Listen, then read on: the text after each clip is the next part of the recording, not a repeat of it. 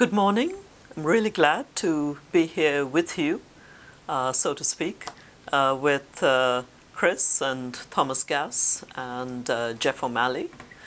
And following on from the discussion or the presentations you've heard, I'd like to unpack a few key change drivers that as UN country teams, both myself, what I saw in Southern Africa, but also what I see now, both in the Africa region, but also across other regions, as to what's causing some very fundamental shifts in these countries that are having direct impact and implications on the ways in which we have to work and respond as the UN. One of the key triggers of change in sub-Saharan Africa is indeed a fast-growing middle class. If I look at some of the recent African Development Bank statistics, in fact, they said in 2011, about 34% of sub-Saharan Africa was middle class. That's about 350 million people. And this is going to be over 1 billion people by 2060. Now, in most countries with a rising middle class, we've also seen disparity at both ends and growing income inequality. And with the SDGs, a focus on inequality is so key and something that certainly as a country team, many of us had to take on and look at much more deeply and in a differently analytical way than before. So as implications, the data, search and the analytics is different. It certainly brings us together as a UN because our value add is a multidimensional approach to looking at what's driving inequalities, and then to be very aware that it's not good enough and it's not enough only to look at addressing what's going on for the bottom 40%. We need to also be aware of the growing rise of the top 10% and how to really bring the bottom and the top more closely together. A second big issue is that it's not just an Africa that's rising, it's a very young Africa that's rising. And this demographic shift with a very youthful population has a couple of immediate implications for us. One is that much of our policy and program focus has to look at how to take in this youth bulge and really address some of the concerns, including in areas of education and employment creation in decent jobs, decent work, to an extent that we didn't before.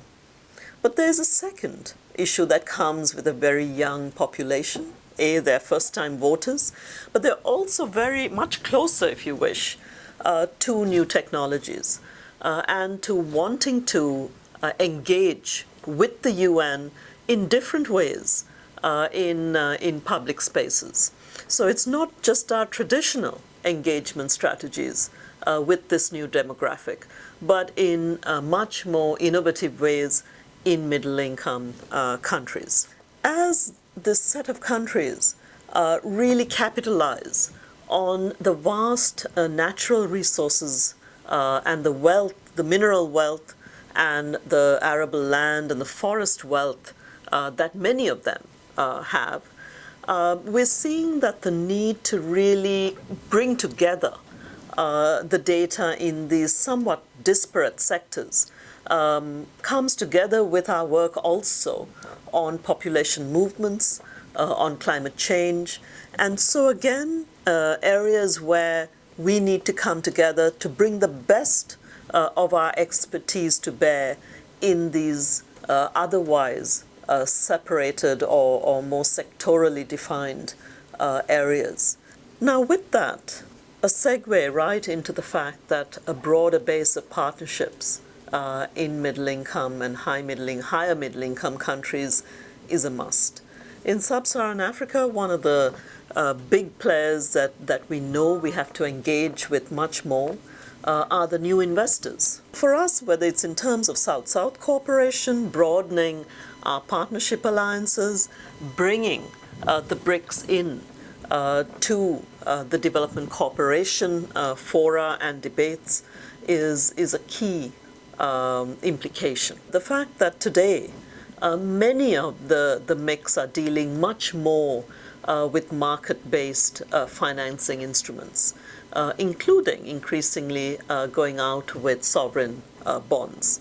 Now, this means for us dealing with a domestic and an international financing arena that we're not as comfortable with. And certainly an understanding of some of the blended instruments of development financing, including how we can help ease some of the blocks and impediments to these countries accessing quality development finance and easing implementation hurdles is an immediate implication in countries that are now increasingly cash-rich, but not yet expenditure-rich or delivery-rich in areas where they should be investing this cash flow. Let me close with a note that Kofi Annan put very well and very simply when he said, at the end of the day, no matter where along that income ladder you lie, there can be no development without peace, and no peace without development. Now, today, if you look at the 16 peacekeeping operations we have around the world, 9 of them are in Africa, and some of them in countries that were already or were headed into middle income status. And yet we're seeing significant breakdowns due to conflict or the lack of peace or very fragile situations. So a key piece of our contribution in these countries as a UN system, beyond the development system, is really being able to bring all parts of the system together to really look at how to rebuild, how to reconstruct, how to hold and sustain a peace that then allows for a more sustainable, a truly sustainable future for these countries. One of the biggest changes that we've got to effect ourselves is to come together in more integrated policy teams. It doesn't have to have the same shape and be arranged in the same way, but you could actually have physically co-located policy teams by issue or by theme, such as we see in countries like Vietnam. You could have more virtual networks, policy networks, local networks, that then the country team and the RC can call upon when needed, like we see in countries like Zimbabwe and others.